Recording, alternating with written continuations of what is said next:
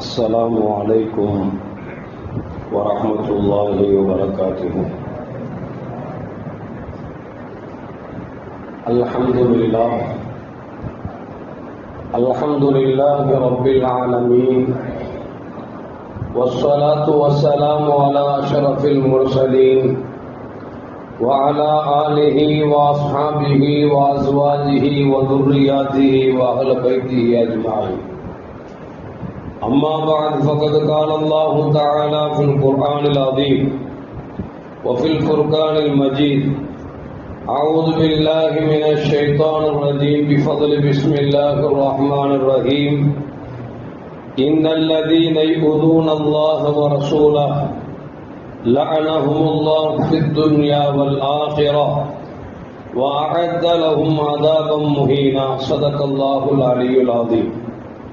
قال نبينا محمد رسول الله صلى الله عليه وسلم أن عز وجل: يؤذيني ابن آدم يسب الدهر وأنا الدهر بيد الأمر أقلب الليل والنهار. صدق نبينا محمد رسول الله صلى الله عليه وسلم. رضينا بالله ربا وبالإسلام دينا وبمحمد صلى الله عليه وسلم نبيا ورسولا. يا سيدي يا رسول الله خذ بيدي قلت حيلتي أدركني يا شفيع المذنبين. اللهم صل وسلم على رسولك سيدنا ونبينا مولانا محمد وعلى آل سيدنا محمد وبارك وسلم عليه. எல்லாம் புகழும் புகழ்ச்சியும் உருவமற்ற ஏக இறைவனாம் அல்லாஹ் ஒருவனுக்கு உரித்தாக்கி அகிலத்தின் அருள்கொடையாக வந்துதித்த நமது உயிரிலும் மேலான கண்மணி முஹம்மது ரசூலுல்லாஹி ஸல்லல்லாஹு அலைஹி வஸல்லம் அவர்கள் மீது ஸலவாத்தும் சலாமும் கூறியவனாக என் உரையை துவங்குகிறேன். எல்லாம் வல்ல அல்லாஹு ஜல்ல ஜலாலுஹு எதை சொல்லவும் கேட்கவும் வாய்ப்பளித்தானோ அதன்படி நடந்து நல்ல முஃமின்களாக வாழ்ந்து இந்த உலகத்தை விட்டு பிரிகிற பொழுது லா இலாஹ இல்லல்லாஹ் முஹம்மதுர் ரசூலுல்லாஹ் என்ற கலிமாவை மொழிந்து ஜன்னத்துல் ஃபிர்தௌஸை கண்ணால் கண்டு அகமகிழ்ந்து சிரித்த வண்ணமாக மரணிக்கக்கூடிய நல்பாக்கியம் பெற்ற மக்களில் அல்லாஹ் நம்மை ஆக்கிக் கொள்வானாக. மரணித்தும் மரணிக்காத இறைநேசரின் கூட்டத்தில் அல்லாஹ் நம்மை ஆக்கியாருவானாக. நாளை மறுமையிலே கண்மணி முஹம்மது ரசூலுல்லாஹி ஸல்லல்லாஹு அலைஹி வஸல்லம் அவர்களின் திருக்கரங்களால் ஹவ்துல் கௌசர் என்கிற தடாகத்தில் நீர் வருகி அன்னாரின் ஷஃபாத்தை பெற்று அன்னாரின் கரம் பிடித்து ஜன்னத்துல் ஃபிர்தௌஸின் உயர்ந்த சொர்க்கத்தில் அவர்களோடு அமரக்கூடிய நல்பாக்கியம் பெற்ற மக்களில் அல்லாஹ் நம்மை ஆக்கி அருள்வானாக. எல்லாவற்றுக்கும் மேலாக இறை அன்பை பெற்று இறைவனை பார்த்து பரவசம் அடையக்கூடிய அவருடைய லித்தாவையும் ரிதாவையும் பெற்ற மக்களில் அல்லாஹ் நம்மை ஆக்கி அருள்வானாக. அருமையான மோமின்களே, நாம் எல்லாம் சஃபருடைய மாதத்தில் அமர்ந்திருக்கிறோம். நேற்றைக்கு பிறை 1, இன்னைக்கு பிறை 2. அதுபோன்று மாற்று மத சகோதரர்களுக்கு இன்றைக்கு ஆடி 1 அப்படின்னு சொல்லுவாங்க. இந்த ஆடி அப்படின்னு சொன்னாவே அவருடைய மத பிரகாரம் ஒரு நல்ல காரியங்களை செய்ய மாட்டாங்க. ஒரு வீடு குடி போக மாட்டாங்க, திருமணம் முடிக்க மாட்டாங்க. இந்த மாற்று மத கலாச்சாரம் அப்படியே நம்முடைய இஸ்லாமிய மக்களிடத்திலும் இந்த சஃபர் மாசத்தை பயன்படுத்திக்கிட்டாங்க.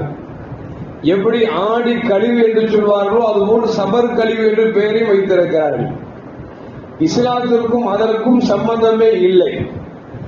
இன்னும் சொல்ல போனால் அல்லாஹு ஜல்ல ஜலாலுஹு வசனத்தில் சொல்லுவான்: படைக்கப்பட்ட மாதங்கள் அனைத்தும் இறைவனால் வகுக்கப்பட்டிருக்கிறது.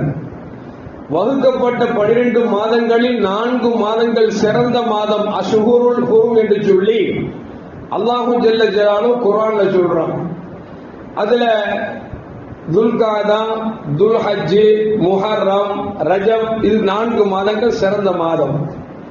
ஏன் அப்படி அல்லாஹ் சொன்னா? 4 மாசம் மட்டும்தான் சிறந்த மாதமா, மற்ற மாதங்கள் எல்லாம் கெட்ட மாதமா அப்படின்னா அப்படி இல்லை. இஸ்லாம் வருவதற்கு முன்பாகவே அரபிகளிடத்தில் இந்த 4 மாதங்களில் போர் செய்வதை தடை செய்திருந்தார்கள். அவர்கள் தங்களுக்குள்ளாகவே இந்த 4 மாதங்களை புனிதமான மாதமாக கருதியிருந்தார்கள். அல்லாஹ் அந்த மாதத்தை வலியுறுத்தி, ஆமாப்பா இந்த 4 மாசமும் புனிதமான மாசம்தான், எப்படி சண்டை போடாம இருக்கிறீங்களோ அந்த மாதிரி அந்த மாசத்துல சண்டை போடக்கூடாதுன்னு சொல்லி அரபிகள் எண்ணத்திற்கு ஏற்ப அவர் எப்படி 4 மாதங்களை சிறந்த மாதமாக எண்ணினார்களோ அதை அப்படியே அல்லாஹ் வலியுறுத்தி காமிக்கிறான்.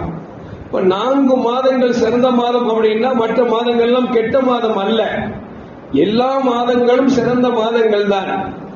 அரபிகள் இப்படி நினைச்சதுனால அல்லாஹ் என்ன செஞ்சான், அந்த 4 மாதங்கள் போர் செய்வதற்கு தடை செய்யப்பட்ட மாதம் என்பதை அல்லாஹ் வலியுறுத்தி காமிச்சான். அப்படிங்கும் பொழுது எல்லா மாதங்களும், எல்லா நாட்களும், எல்லா வாரங்களும், எல்லா மணித்துளிகளும் எல்லாம் அல்லாஹ்வால் படைக்கப்பட்டிருக்கிறது. அல்லாஹ் சொல்லுவான், ஹுவல்லதி ஜஅலல் லைல வன்னஹார ஹில்ஃபத்தன், அவன்தான் இரவையும் பகலையும் ஒன்றன் பின் ஒன்றாக வர வச்சிட்டு இருக்கிறான். இதை சிந்திப்பவர்களுக்கு நிறைய படிப்பு இருக்கிறது அப்படிங்கிறான்.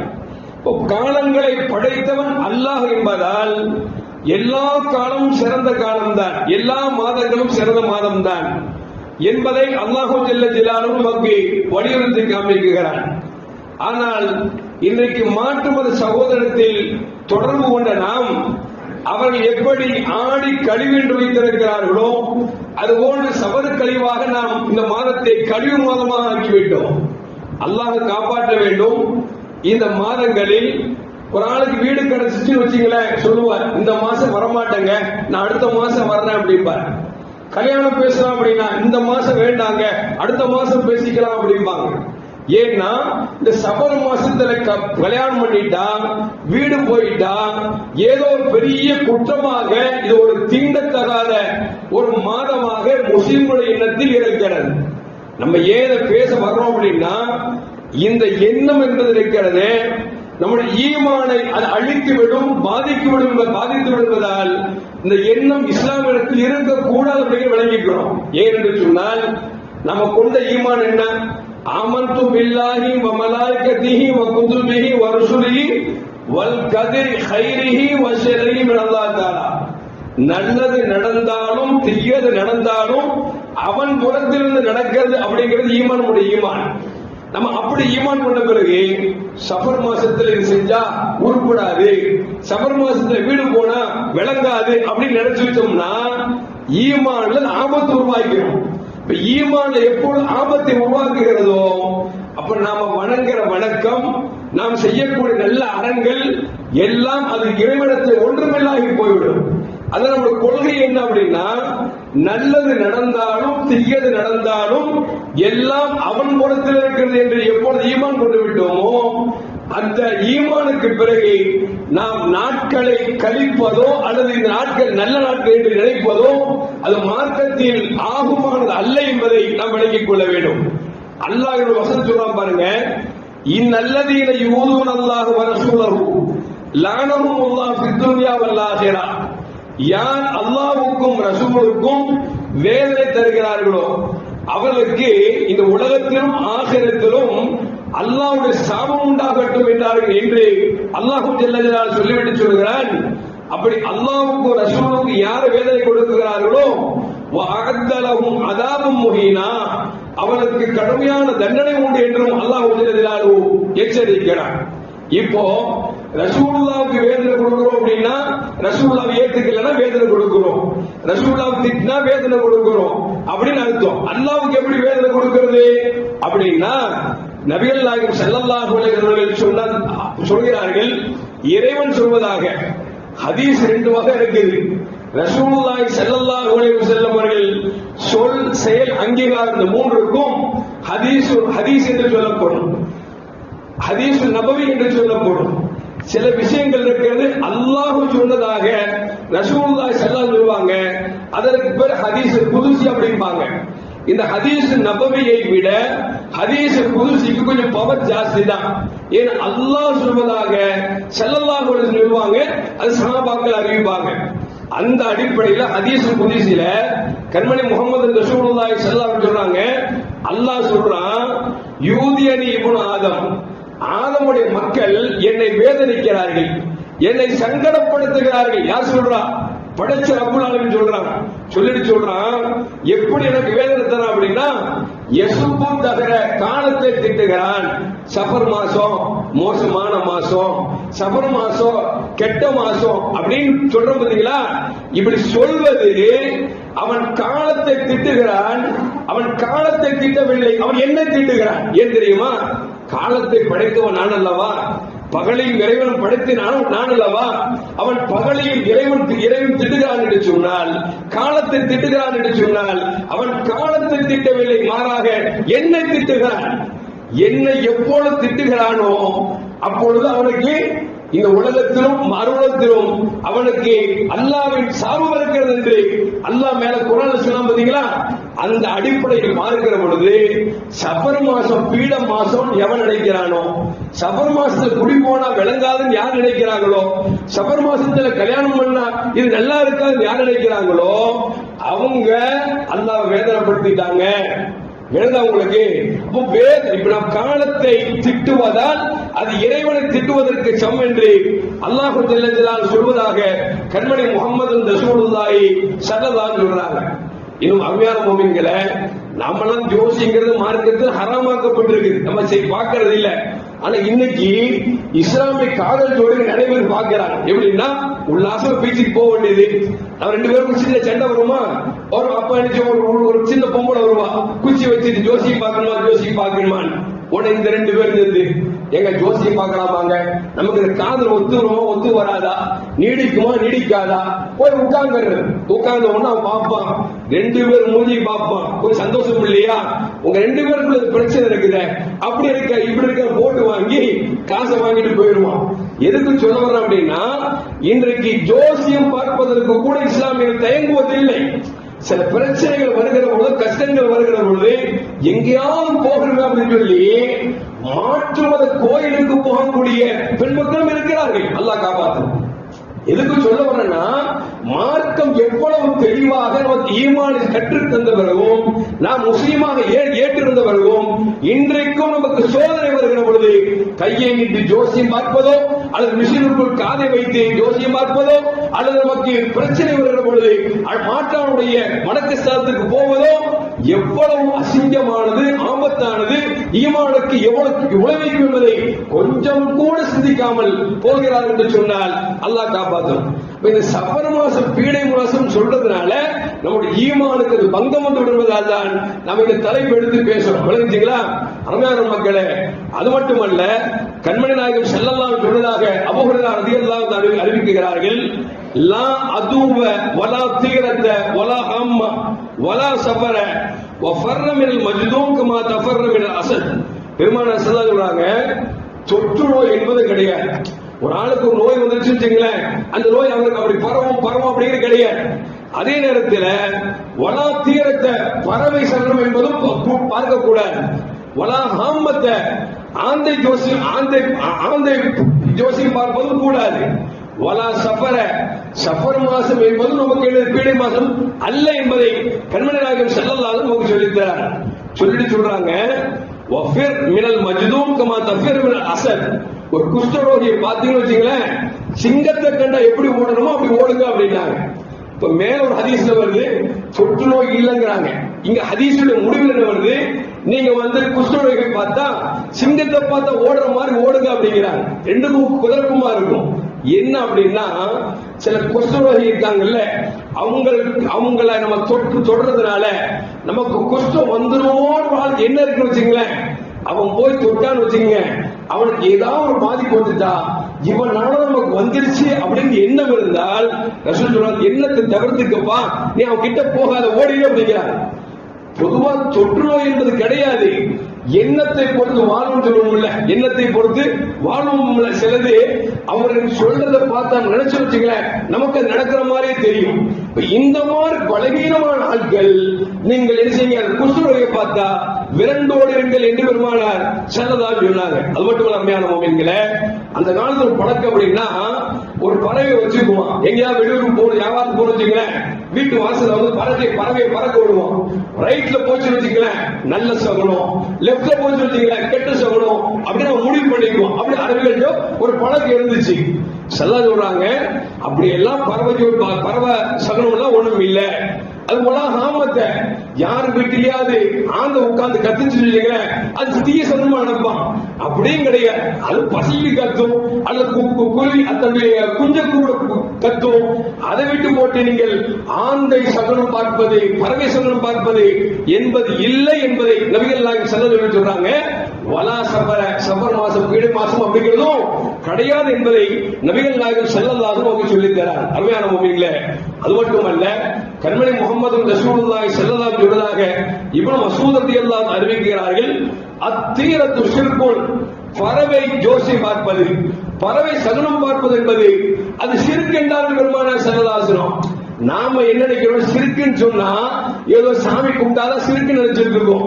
அதையும் தாண்டி நம்மால் இருக்கான் பாருங்க, தர்காவுக்கு போனாலும் சிறுக்குங்கிறான். என்ன சிறுக்குக்கும் கிறுக்குக்கும் வித்தியாசம் இல்லையா? ஒரு நல்லடியாக போய் யாரத்துக்கு போனா சிறுக்குங்கிற, அப்போ சாமியிட போனாலும் சிறுக்குங்கிற, அப்படின்னா என்ன வித்தியாசம் விளைஞ்சிருக்குன்னு தெரியல. ஸல்லல்லாஹு ஜியாரத்துக்கு போங்கன்னு ரசூலுல்லாஹ் சொல்றாங்க. ஏன்னா மர்மை நினைவு வரும் அப்படிங்கிறாங்க. இல்ல, நாங்க தர்காவுக்கு போனா மர்ம நினைவு வர்றது இல்ல, ஆனா அதனால எங்களுக்கு தர்காவுக்கு போன சிரிக்க அப்படிங்கிறாங்க. தர்காவுக்கு போன சுன்னத்துங்க. இன்னும் சொல்ல போனா தர்காவுக்கு போனதுனால தௌஹீத நமக்கு உள்ளத்தில் ஏற்படும். ஏன்னா தர்காவுக்கு போகிற பொழுது அங்க எழுதியிருப்பாங்க, இத்தனை வருஷம் வாழ்ந்தா, இத்தனை வருஷம் மரணித்தான் எழுதியிருப்பாங்க. ஏறப்புக்கு பிறப்பும் இல்லை இறப்பும் இல்லை. ஆனா அவனுக்கு ஒரு காலத்துல பிறந்தாரு, ஒரு காலத்துல மௌத்தா போயிட்டாரு. இங்கதான் தௌஹீத் பிறக்குது. ஏறப்பும் எப்பொழுதும் உயிருள்ளவன், அவனுக்கு பிறப்பும் இல்லை இறப்பும் இல்லை. ஆனால் இறைநேசர் ஒரு காலத்தில் பிறந்தார், ஒரு காலத்தில் மரணித்து விட்டார் என்கிற பொழுது அங்கு தௌஹீத் என்றால் என்ன என்பதை, உண்மையான தௌஹீத் அங்கதான் போய் விளங்க முடியும். எதுக்கு சொல்ல போறோம் அப்படின்னா, சொல்றாங்க அத்தீரத்து ஷிர்குன், பறவை சகுனம் பார்ப்பது என்பது ஷிர்க் என்று 3 தடவை நபிகள் நாயகம் ஸல்லல்லாஹு அலைஹி வஸல்லம் சொல்றாங்க. அப்படி யார் பார்க்கிறார்களோ அவர் நம்மை சார்ந்தவர்கள் என்று சொன்னது மட்டுமல்ல, பெருமானார் சொல்றாங்க, ஏன் ஷிர்க் தெரியுமா? வலாக்கின் அல்லாஹ் யுல்ஹிபுஹு பித்தவக்குல், அந்த பறவை சகுனம் பார்ப்பதால் இறைவன் மீது உள்ள நம்பிக்கையை அது போக்கி விடுகிறது என்று சொன்னார்கள். ஈமானுக்கு ஆபத்தை உருவாக்கி விடுகிறது. எனவே பறவை சகுனம் பார்ப்பதை ஷிர்க் என்றார்கள் நபிகள் நாயகம் ஸல்லல்லாஹு அலைஹி வஸல்லம். அப்படி என்று சொன்னால் நம்ம மார்க்கத்தில் சகுனம் என்பது ஒன்றும் இல்லை என்பதை நபிகள் நாயகம் ஸல்லல்லாஹு அலைஹி வஸல்லம் சொல்கிறார்கள். அது மட்டுமல்ல, இக்ரிமா ரலியல்லாஹு அன்ஹு அறிவிக்கிறார்கள், குன்னா இந்த இப்னு உமர் ரலியல்லாஹு தஆலா அன்ஹு வ இந்தஹு இப்னு அப்பாஸ், இப்னு உமர் ரலியல்லாஹு தஆலா அன்ஹு இப்னு அப்பாஸ் ரலியல்லாஹு 2 பேர் இருக்கும் பொழுது மர்ர உராபுல், ஒரு காக்கா அப்படி பறந்து போச்சு. எசி சத்தம் போட்டு போச்சு, காக்கா காஞ்சி சத்தம் போட்டே போகுது. ஃபகால ரஜுல் மினல்கௌம், அங்க இருந்த மக்கள் ஒரு ஆள் சொன்னாரு, ஹைர் ஹைர், நல்லதாச்சு நல்லதாச்சு, ஏன்னா காக்கா கத்திட்டு போயிடுச்சுல அப்படி நினைச்சா ஒரு ஆள் சொன்னாரு.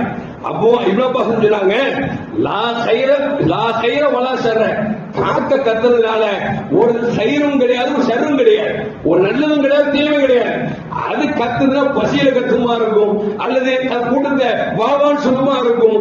அதை விட்டு போட்டு காக்க கத்துச்சு அப்படிங்கிறதுனால இது நல்லதுங்கிறீங்க, உனக்கு அறிவு இருக்கா அப்படிங்கிற மாதிரி சரினா இப்னு அப்பாஸ் ரலியல்லாஹு அன்ஹு பாடம் கொடுத்தார்கள் என்பதை இக்ரிமா ரலியல்லாஹு அன்ஹு அவர்கள் அறிவிக்கிறார்கள். அது மட்டுமல்ல அருமையான முஃமின்களே, சகுனம் என்பது கிடையாது, ஃபால் அப்படிங்கிறது இருக்கு. ஃபால் அப்படின்னா என்ன? அதற்கு ஆவில் பாலா அல்லது எட்டுச்சு பாலா கேட்காதீங்க. ஃபால் அப்படின்னு சொன்னா அது ஒரு சகுனம். சகுனம் என்று சொன்னா, இப்ப நான் உதாரணத்துக்கு நான் அமெரிக்கா புறப்படுறேன்னு வச்சுக்கங்களேன். புறப்படும் பொழுது வாசல்ல வர்றேன், 2 பேர் பேசிக்கிறாங்க, நம்மளை பத்தி பேசல, அவங்களும் பேசிக்கிறாங்க. என்ன அப்படின்னா, பா அந்த காரியம் நல்லா நடக்கும்பா, செக்ஸ் தான் நினைக்கிறோம்ப்பா அப்படி அவங்க 2 பேரும் பேசிக்கிறாங்க. அந்த வார்த்தை என் காதில் விழுந்தால் அந்த வார்த்தை உங்களுக்கு நடக்கும் என்றார்கள் நபிகள் நாயகம் ஸல்லல்லாஹு அலைஹி வஸல்லம். இதுதான் ஃபால் அப்படிங்கிறது. இப்ப ஃபால் என்பது கூடும் என்று பெருமானார் ஸல்லல்லாஹு அலைஹி வஸல்லம் நமக்கு சொல்லித் தருகிறார்கள். அருமையான முஃமின்களே, இன்னொரு ஹதீஸ்ல அனஸ் ரலியல்லாஹு அன்ஹு அறிவிக்கிறார்கள், கால ரஜுலுன் யா ரசூலல்லாஹ் இன்னா குன்னா ஃபீ தாரி கஸீருன் ஃபீஹா அததுனா, நாங்க ஒரு வீட்ல குடியிருந்தோம், எங்களுடைய குடும்பம் எண்ணிக்கை இருக்க நிறைய பேர் இருந்தோம், கஸீருன் ஃபீஹா அம்வாலுனா, எங்களுக்கு காசு பணம் நிறைய இருந்துச்சு, நாங்க இன்னொரு வீட்டுக்கு மாறி போனோம், அங்க போனா எங்க குடும்ப எண்ணிக்கை எல்லாம் குறைஞ்சு போச்சு அப்படின்னு அர்த்தம். சில பேர் மூத்தா போயிட்டாங்க, இருந்த காசு எல்லாம் கஷ்டமா போயிடுச்சு அப்படின்னு ஒண்ணு சொன்னாங்க, தருமா தவிமா அந்த வீட்டை விட்டுருங்க வேற வீட்டுக்கு போங்க அப்படின்னாங்க. அந்த வீட்டை விட்டுருங்க வேற வீட்டுக்கு போங்கன்னாங்க. சில பேர் பாத்தீங்கன்னா சின்ன வீட்டுல இருப்பாங்க, குடும்பம் எல்லாம் ஒற்றுமையா இருந்திருப்பாங்க. சின்ன வீட்டுல இருப்போம், வியாபாரம் ஆகா ஓஹோன்னு இருந்திருக்கும். சரி வீட்டுக்கு காசு பணம் நிறைய ஆகி போச்சு, ஒரு வீடு மாறும் போயிருப்பாங்க. அங்க போனா ஒரே நோயா இருக்கும். அங்க போன காசு எல்லாம் போயிடுச்சு அப்படின்னா செல்லா சொல்றாங்க, இந்த வீடு உனக்கு ஒத்து வரலப்பா, வீட்டை விட்டு போயிரு அப்படிங்கிறாங்க. உங்களுக்கு அது மட்டுமல்ல அருமையான மூமின்களே, இஸ்லாத்தை பொறுத்தும் சகுனம் என்பது இல்லவே இல்லை. ரசூல் அடிச்சு சொல்றாங்க, ஒருவேளை பார்ப்பதாக இருந்தால் 3 விஷயத்துல பார்க்கலாம். ஒன்று வாகனம், இன்னொன்று மனைவி, மூன்றாவது மனை என்றார்கள் பெருமானார் ஸல்லல்லாஹு அலைஹி வஸல்லம். சொன்னல சாபி சொன்னாங்கல, ஒரு வீட்டுல இருந்தோம், நிறைய பேர் இருந்தோம், நிறைய காசு பணம் இருந்துச்சு, வீடு மாறணும், ஆளும் குறைஞ்சாங்க, பொருளாதாரம் குறைஞ்சிருச்சு, நபி சொன்னாங்க வீடை விடுங்க அப்படின்னாங்க. இந்த ஹதீஸுக்கு அதான் அர்த்தம். இப்ப மனைவி வச்சுங்களேன், திருமணம் முடிச்சோம், அந்த அம்மா முடிச்சிருந்து ஒரே உடம்பு சரியில்லை, நமக்கு எந்த யூஸும் இல்லைன்னு வச்சுக்கோங்க, நமக்கு எந்த யூஸும் இல்லை, அவளை வச்சு என்ன செய்வீங்க? என்ன செய்ய முடியும்? நல்ல விதத்தெல்லாம் கூட்டுருங்க. ஏன் அந்த உள்ள மனைவி கேட்டோம், ஒரே சண்டை, எப்ப பார்த்தாலும் தெருவில் புருஷன் முன்னாடி சண்டை போட்டே இருக்கிறாங்க, இவங்க எப்படி வாழ்றது? சகுனம் என்பது இல்லை. ஒன்று பார்த்தால் வீட்டுல பார்க்கலாம், இரண்டாவது மனைவியில பார்க்கலாம், வாகனத்துல பார்க்கலாம். சில பேர் வாகனம் வாங்குவாங்க, வாங்கின அன்னைக்கு ஆக்சிடென்ட், சரி பரவாயில்ல இன்சூரன்ஸ் கிளைம் பண்ணாரு, 2வது ஓட்டார் ஆக்சிடென்ட், திருப்பி இன்சூரன்ஸ் கிளைம் பண்ணாரு, திருப்பி ஆக்சிடென்ட் வச்சுங்களேன். நம்ம அறிவாளியா நினைச்சுக்கணும், வண்டி நமக்கு ஒத்து வரல, விட்டுற வண்டிதான். ஏன் நபி சொல்லிட்டாங்களே, சகுனம் என்பது இஸ்லாத்தில் இல்லை என்றிருந்தாலும் கூட ஒருவேளை பார்ப்பதாக இருந்தால் இந்த 3 பார்க்கலாம் என்று நபிகள் நாயகம் ஸல்லல்லாஹு அலைஹி சொல்லியிருக்கிறார்கள். அது மட்டுமல்ல அருமையான மூமின்களே, ஸுஹ்ரி ரலியல்லாஹு அன்ஹு அறிவிக்கிறார்கள், நபிகள் நாயகம் ஸல்லல்லாஹு அலைஹி வஸல்லம் அபூ ஹுரைரா ரலியல்லாஹு சொல்றாங்க, ரசூலுல்லாஹி ஸல்லல்லாஹு அலைஹி வஸல்லம் லா அதுவ, தொற்று நோய் என்பது இல்லை அப்படின்னாங்க. ஒரு கிராமத்து தோழர் இருந்துச்சார், ஃபகால ஆராபியும், ஒரு கிராமத்தோழர் கேட்டார், யா ரசூலல்லாஹ் அராய்தல் இவல தக்கூன ஃபிர்மான் அம்சாலத் லபா ஃபயதிஹல் பைர் அஜ்ரு ஃபதஜ்ரு.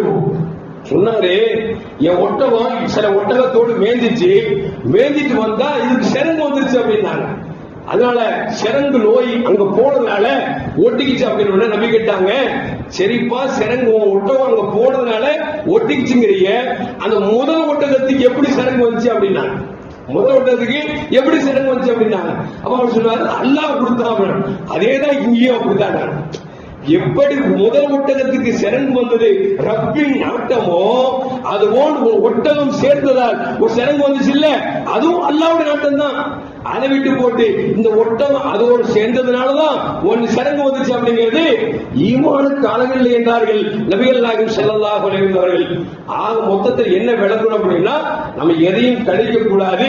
எல்லா நேரமும் எல்லா காலமும் ரப்பால் படைக்கப்பட்டதுதான்.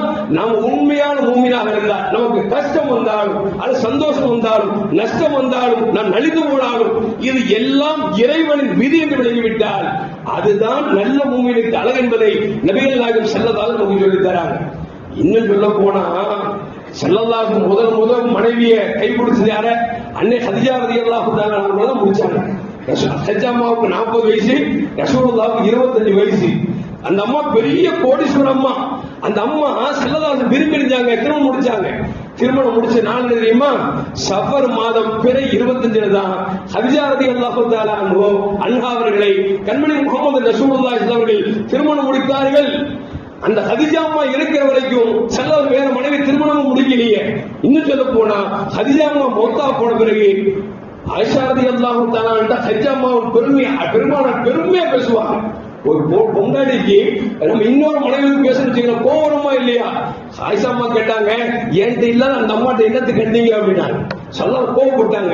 இனிமே இப்படி வார்த்தை பேசாத, நான் கோவப்படுவேன் அப்படின்னா.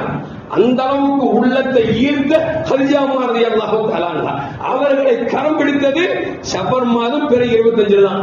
அவங்க வாழ்ந்தார்கள், இஸ்லாத்திற்காக தன்னுடைய பொருளாதாரத்தை செலவு செய்தார்கள் என்பது மட்டுமல்ல, ஒரு பெண்மணிக்கு அல்லாஹ் சலாம் சொன்னா அப்படின்னா, ஹதிஜா அம்மாவுக்கு சலாம் சொன்னா அப்படின்னா சாதாரண வாழ்க்கையாக இருக்குமா, இருக்க முடியுமாங்கிறத கொஞ்சம் யோசிச்சு பார்க்கணும். அது மட்டுமல்ல அருமையான மூமின்களே, ஸல்லல்லாஹு அலைஹி வஸல்லம் அவர்கள் மக்காவுல 13 வருஷம் நபித்துவத்துக்கு பிறகு இருந்தாங்க. அங்கிருந்து ரசூலுல்லாஹ் மதீனாவுக்கு புறப்பட்டாங்க. பாத்தீங்களா, புறப்பட்ட மாசம் சஃபர் மாசம் தான். சஃபர்ல புறப்பட்டு ரபீஉல் அவ்வல் தான் நினைச்சாங்க ரசூலுல்லாஹ் மதீனாவுக்கு வந்தாங்க. மக்காவுல கிட்டத்தட்ட நபித்துவத்திற்கு பிறகு 13 வருஷம் இருந்தாங்க. பாத்தீங்களா, இஸ்லாத்தை ஏற்றுக்கொண்டவர்கள் அதிகமாக 500 பேருக்கு உள்ளதான். ஆனா மதீனாவுக்கு வந்த பிறகு ஸல்லல்லாஹு அலைஹி வஸல்லம் கடைசி செஞ்சாங்க பாருங்க. அப்ப எத்தனை பேர்? லட்சோபலட்ச மக்கள், 1,24,000 சஹாபாக்கள் இருந்தார் என்பதை வரலாறு நமக்கு சொல்லி காட்டுகிறார். மதீனாவுக்கு வந்த பிறகு இஸ்லாம் தலை தோங்கியது என்று சொன்னால் என்ன காரணம்? சஃபர்ல ரசூலுல்லாஹ் மதீனாவுக்கு புறப்பட்டாங்க. மதீனாவுல ரபீஉல் அவ்வல் சேர்ந்தாங்க அப்படின்னா பயணம் புறப்படுவதற்கு ஏற்றமான மாதம் சஃபர் அப்படிங்கறத ஸல்லல்லாஹு தெரிஞ்சுதானே புறப்பட்டு வந்தாங்க அப்படிங்கிற விளங்கிக் கொள்ள வேண்டும். அது மட்டுமல்ல அருமையான மூமின்களே, மதீனாவுக்கு வந்த பிறகு எதிரிகளோட தொல்லை அதிகமான பொழுது அப்போவா என்கிற இடத்தில் ஸல்லல்லாஹு தலைமை தாங்கி நடந்த இஸ்லாத்தின் முதல் போர் அதான் வெற்றி கிடைத்தது. அப்ப சஃபர் மாசத்துல தான் ஸல்லல்லாஹு முதல் போர் தொடங்கி இருக்கிறாங்க அப்படிங்கிறதும் வரலாறு நமக்கு சொல்லி காட்டுகிறது. அது மட்டுமல்ல அருமையான மூமின்களே, ஒரு இடத்துல நபிகள் நாயகம் ஸல்லல்லாஹு அலைஹி வஸல்லம் சஹாபாக்கள் உட்கார்ந்து இருப்பார்கள். நாளை நடக்க போருக்கு ஸல்லல்லாஹு சொல்வாங்க, நான் ஒருவருக்கு கொடி கொடுப்பேன், அவர் கரத்தால் வெற்றி கிடைக்கும் என்று பெருமானார் சொன்னார். அடுத்த சஹாபாக்கள் எல்லாம் வந்துட்டாங்க. ஸல்லல்லாஹு அப்படியே திரும்பி பார்க்கறாங்க, யாரை குறித்து பெருமானார் சொன்னாங்களோ தோழரை காணோம். நபி கேட்டாங்க, அடியை காணாம எங்க அப்படின்னாங்க. யார சொல்லலாம், கண்ணோயால் பாதிக்கப்பட்டு வீட்டுல இருக்கிறாங்க, அவங்க வர முடியல, அழைச்சிருக்காங்க அப்படின்னாங்க. அழைத்து வரப்பட்டது. என்னன்னு கேட்டாங்க, கண்ணோய் என்னை எனக்கு கடுகடுக்கிறது என்று சொன்னாங்க. ஸல்லல்லாஹு உமிழீர் எடுத்து கண்ணில் தடவுனாங்க. அப்பொழுதே கண்ணோய் போய்விட்டது. எந்த அளவுக்கு என்று சொன்னால் அலி ரலியல்லாஹு சொல்றாங்க, நபியின் உமிழீர் பட்ட பிறகு அந்த பார்வையின் வாழ்நாள் முழுக்க எந்த குறையும் வந்தது மட்டுமல்ல, நான் மரணிக்கிற வரைக்கும் என் பார்வையில் குறைபாடு கொஞ்சம் கூட வரவில்லை அப்படிங்கிறார். அந்த அளவுக்கு ஷிஃபாவை கொடுத்தது பெருமானார் ஸல்லல்லாஹு அலைஹி வஸல்லம் கொடியை கொடுக்கிறார்கள். சொன்னாங்க, இந்த கொடியை நீங்க பிடித்துக் கொண்டு ஹைபர்ங்கிறது போருக்கு போங்க, வெற்றி வாகை கிடைக்கும் சொன்னாங்க. ஹைபர் போருடைய அந்த கோட்டையினுடைய கதவை 40 பேர் சேர்ந்தாலும் கூட தள்ள முடியாத அந்த கதவை ஒரு கரத்தில் தூக்கி பிடித்து வாளை மற்றொரு கரத்தில் சுருட்டி அடித்து எதிரிகள் வீழ்த்தினார்கள். எந்த அளவுக்கு என்று சொன்ன அருமையான மூமின்களே, இது கிபி 1500 நடக்கிறது. சஃபர் மாசம், அதுவும் சஃபர் மாசத்தில் நடக்கிறது. கிட்டத்தட்ட அதில் மதீனாவிற்கு 96 சிரியாவுக்கு செல்லக்கூடிய வழியில 96 மைல் இருக்கக்கூடிய ஹைபர் என்ற இடத்திலே அங்கு போர் செய்தார்கள். முஸ்லிம்களில் 15 பேர் ஷஹீதாக்கப்பட்டார்கள். எதிரிகள் கிட்டத்தட்ட 93 யூதர்கள் கொல்லப்பட்டார்கள் என்று வரலாறு சொல்கிறது என்று சொன்னால், இந்த போர் ஹைபர் வெற்றி கிடைத்ததும் சஃபர் மாசம் என்பதை மறந்துவிடக் கூடாது. அது மட்டுமல்ல அருமையான மூமின்களே, நபிகள் நாயகம் ஸல்லல்லாஹு அலைஹி வஸல்லம் என் இதய துண்டு ஃபாத்திமா அப்படிம்பாங்க. ஃபாத்திமா ஆயிடுவாங்க, என் இதய துண்டுப்பாங்க. அந்த அளவுக்கு நபிகள் நாயகம் ஸல்லல்லாஹு அலைஹி வஸல்லம் தன் மகளை ஆசித்தார்கள், நேசித்தார்கள். எந்த அளவுக்குன்னா சையதுனா அலியுல் கர்ரமல்லாஹு வஜ்ஹா பெண் கேட்க வர்றாங்க. ஏன்னா ரசூலுல்லாஹ்வுடைய மகளை திருமணம் முடிக்கிறதுக்கு சஹாபாக்களோட போட்டி, நான் எனக்கு தாங்க உனக்கு தாங்க கேட்கிறாங்க. இப்போ அலிரலியல்லாஹு நினைக்கிறாங்க, நாம ரசூலுல்லாஹ்வுடைய மகளை போய் கேட்கிற அளவுக்கு தரமா இருக்குது, நம்மகிட்ட என்ன காசு பணமும் இல்ல, அந்தஸ்தும் இல்ல, எதுவுமே இல்லையே, எப்படி போய் கேட்கிறது? அவர் வேலைக்காரர் சொன்னாரு, இல்ல நீங்க கேளுங்க அப்படிங்கிறாங்க. சரி, அலியும் கர்ரமல்லாஹு போறாங்க. போய் வாய் எடுக்கிறாங்க, வாயில வார்த்தை வரமாட்டேது, தடுமாறுறாங்க, என்ன பேசுன்னு தெரியல. நபியை கேட்டாங்க, பாத்திமாவை திருமணம் முடிக்க கேட்க வந்தீங்களா அப்படின்னாங்க. ஆமா, யார சொல்லலாம் அப்படின்னாங்க. ஸல்லல்லாஹு கேட்டா, உங்கள்கிட்ட என்ன இருக்குது அப்படின்னாங்க. மகர் கொடுக்கிறதுக்கு என்ன இருக்கு அப்படின்னாங்க. அவங்க சொன்னாங்க, எனக்கு ஒண்ணுமே இல்லையே, நான் உங்கள்கிட்ட அன்னைக்கு ஒரு நாள் ஒரு இரும்புல ஒரு உருக்கு சட்டை கொடுத்து, அது எங்க அப்படின்னாங்க. யார சொல்லலாம், அந்த உருக்கு சட்டை வித்தா 400 திருகத்துக்கு தானே போகும், எடுத்துட்டு வாங்க அப்படின்னாங்க. எடுத்துட்டு வாங்கினாங்க. வாழ்ந்த உடனே அந்த உறுப்பு சட்டை பாத்திமா மாட்ட கொடுத்து விட்டு, இது அடி உங்களுக்கு மகனா கொடுத்திருக்காரு, ஏத்துக்கிட்டீங்களா அப்படின்னாங்க. பாத்திமா சொன்னாங்க, யார சொல்றதா மகரா கொடுத்து விட்ட பிறகு நான் எப்படி ஏத்துக்காம இருக்க முடியும், தாராளமா ஏத்துக்கிறேன் அப்படின்னாங்க. அவர்கள் திருமணம் முடித்தது ஹிஜ்ரி 2ஆம் ஆண்டு கிட்ட அங்க சஃபர் மாசத்தில் தான். அன்னை பாத்திமா ரலியல்லாஹு அன்ஹா அவர்களை அடியும் கரமோதாஜா திருமணம் முடித்தான்னு வரலாறு வருது. அவங்கள மாதிரி வாழ்ந்த சரித்திரம் இருக்கா? இன்னைக்கு கூட பெண்களுக்கு எடுத்து பாட்டு பிடிக்கும். பாத்திமா வாழ்ந்த முறை உனக்கு தெரியுமா? அந்த பாட்டுல ஒவ்வொரு பெண் மக்களும் கேட்க வேண்டிய பாட்டுங்க. எவ்வளவு அற்புதமான பாட்டு தெரியுமா? அல்லாஹ் அக்பர். அவர்கள் சொற்ப ஆண்டுகள் வாழ்ந்தாலும் கூட உலகம் அதிசயிக்கிற அளவிற்கு, உலகம் பேசுகிற அளவிற்கு இன்றைக்கு வாழ்க்கை வாழ்ந்திருக்கிறார்கள் சொன்னால் அந்த வாழ்க்கையின் தொடக்கம் சஃபர் மாசம். அப்படி இருக்கிற பொழுது சஃபர் எப்படி பீடையாக ஆகும் என்பதை கொஞ்சம் யோசித்து பார்க்க வேண்டும். அருமையான மொழிகளே, இப்படி பார்க்கிற பொழுது ஸல்லல்லாஹு அலைஹி வஸல்லம் பல நல்ல காரியங்களுக்கு இந்த சஃபரை பயன்படுத்தி இருக்கிறார்கள் அப்படிங்கிறதுல எந்த மாற்று கருத்தும் அல்ல. சஃபர் மாசத்தை நாம எப்படி ஈமான் கொள்ளணும்னா, எல்லா காலமும் எப்படி பொற்காலங்களோ அதே போன்று சஃபரும் பொற்காலம் தான். வீடு மாறுவதற்கு ஏற்றமான மாசம் தான், கல்யாணம் முடிக்கிறதுக்கு ஏற்றமான மாசம் தான். ஏன் ரசூலுல்லாஹ்வே கல்யாண மாசத்தை முடிச்சிருக்காங்க, தான் மகனுக்கு கல்யாணம் முடிச்சிட்டு இருக்காங்க அப்படின்னா இதுக்கு மேல இந்த மாசத்துக்கு சிறப்பு வேற என்ன வேணும்? அருமையான உண்மைகளே, எனவே இந்த சஃபர் மாதம் சிறந்த மாதம் என்பதை மனதில் வைத்துக் கொள்ள வேண்டும். நாம பயான கேட்டு எப்படி ஓரளவு தெரிஞ்சிடறோம். இந்த பொம்பளைங்களுக்கு செய்தி போய் சேர்றதே இல்லைங்க. அடுப்பாங்கிற சட்டத்தை பாத்தீங்கன்னா அல்லாஹ் அக்பர், அவ்வளவு ஆபத்தா இருக்கு, அவ்வளவு ஆபத்தா இருக்கு, அவ்வளவு மோசமாக பெண்களுக்கு மத்திய சட்டங்களை தனக்கு தானே போட்டு போட்டு ஒன்னை 9ஆக ஆக்கி, சிறுசை பெருசாக ஆக்கி, எளியை பெருசாலி ஆக்கி, இப்படி மோசமான நிலைக்கு வந்துட்டு இருக்கிறார். ஆனா பிரச்சனைன்னு வரும்பொழுது அவங்க ஜெயிப்பாங்களா நம்ம ஜெயிப்பாங்களா? அவங்க ஜெயிப்பாங்க. மார்க்கத்தில் ஒண்ணு கூடாதுன்னு வச்சுங்களேன், அவங்க கூடுனா நம்ம என்னதான் கூடாதுன்னு என்ன வச்சுங்களேன், அடப்பாங்க உங்களுக்கு ஒண்ணு தெரியாது போறோம் அப்படிங்குவாங்க. அப்படியே கேட்க வச்சுங்களேன், உங்களுக்கு பிடிக்கல ஒதுங்கிருங்க, வெளியே போயிருங்க, நான் பாத்துக்கிறேன் அப்படிப்பாங்க. எதுக்கு சொல்ல வரேன்னா, பெண்களுக்கு செய்தியை கொண்டு சேர்க்கணுங்க. பெண்களுக்கு இந்த செய்தியை கொண்டு போய் சேர்த்தானா அவங்களுக்கு புத்தி வரும். நாம சேர்க்கிறதே இல்லை, ஏன்னா நம்ம பேச்ச கேட்கிறதே இல்லை, நம்ம பேச்ச கேட்கறது. அதனால வர்ற வேணும்னா நம்ம என்னதான் மார்க்கத்தை அறிந்தாலும் வீட்டுக்கு போனா இந்த பூனையும் பால் குடிக்குமா அப்படிங்கிற மாதிரி நிக்க வேண்டியதுக்கு தவிர சத்தியத்தை சொல்ல முடியலையே, அப்போ ஜோசியத்தை ஒழிக்க முடியலையே, சகுனத்தை தடுக்க முடியலையே. ஒரு காலம் இருந்துச்சு, பூனை குறுக்க போல போயிட்டு வெளியே போக மாட்டாங்க, வெளியே போகும்போது கால் இடையே விழுந்தா வெளியே போக மாட்டாங்க. இப்படி ஒரு சகுனம் இருந்து இப்பொழுது கொஞ்சம் கொஞ்சமாக குறைந்தாலும் கூட முற்றிலுமாக ஒழிக்கப்பட முடியவில்லை. ஏன் அப்படின்னா பெண்களுக்கு மார்க்கம் போய் சேரவில்லை. அதான் பெரிய மைனஸ். நம் பள்ளிவாசல்ல பெண்களுக்கும் தனி மதரசா ஆரம்பிச்சிருக்கு. ஆரம்பிச்ச உடனே பெண்கள் நிறைய பேர் வந்திருக்கிறாங்க. நீங்க எல்லாம் குறைஞ்சிட்டாங்க. நிறைய பேர் வந்து கேட்டாங்க, அதுல பெண்களுக்கு பெரியவங்களுக்கு மாசா இல்லையா, மாசா இல்லையா கேட்டாங்க. நிர்வாகம் அற்புதமான முறையில ஒரு பெண்கள் மதரசால பெண்களை உஸ்தாபியா போட்டு நடத்திட்டு இருக்கிறாங்க. எத்தனை மக்கள் நம்ம பொம்பளைகளை அனுப்பி இருக்கோம் யோசிச்சு பாருங்க. என்ன செய்ய, சமைக்கும் போது செல்ல தடவுறோம், சமைச்சு முடிச்சாலும் செல்ல தடவுறோம், வீட்டுல புருஷனுக்கு சோறு வச்சாலும் செல்ல தடவுறோம், ஒரே தடவிட்டே உட்கார்ந்துட்டு இருக்கோம். மார்க்கத்தை அறிவுங்கிற சிந்தனை நமக்கு இல்ல. அல்லாஹ் காப்பாற்றும். அருமையான மக்களை, எல்லாம் வல்ல அல்லாஹ் ஜல்ல ஜலாலுஹு சத்தியத்தை சத்தியம் என்று விளங்கி வாழக்கூடிய நல்ல ஈமானை அல்லாஹ் நமக்கு நிரப்பமாக தந்தருவானாக. அஸ்ஸலாமு அலைக்கும் வரஹ்மத்துல்லாஹி வபரகாத்துஹு.